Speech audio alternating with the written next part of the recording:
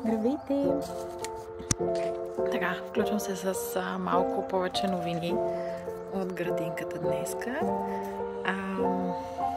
Имаме засадени вече доста неща. Лук, магданоз, чесън, дил, имаме басилек.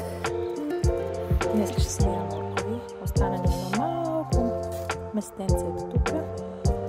Ще садим моркови, но най-готината новина е, че вече си имам зеленинка в моята градинка.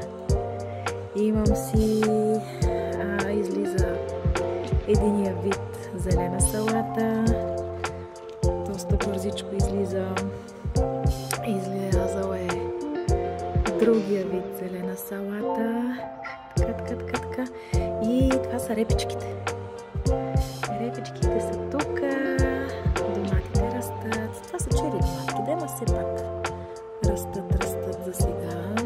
Хубаво. Още нищо от халапенято и от краставичките.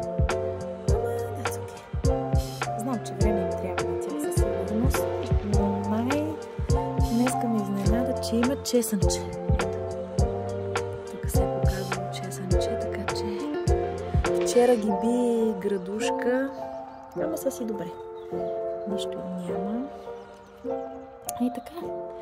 Сега ще засада морковите и за утре успях да убедя моя мъж да ми направи още едно такова повдигната градинка, само че единична, за да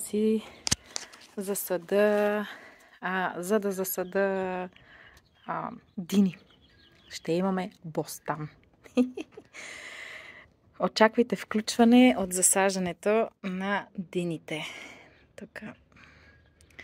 И така, доста бързо ще поизсъхне почва и всичко, защото след вчерашния дъжд, днеска е много ясно слънцето и много силно пече в момента, така че едва ли ще държи дълго време влагата в почвата.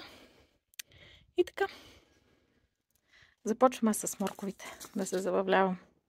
Хайде, до нови срещи!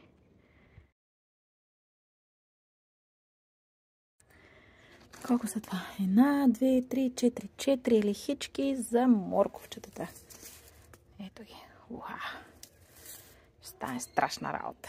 Зеленчукова плодова мини градинка. Хи-хи!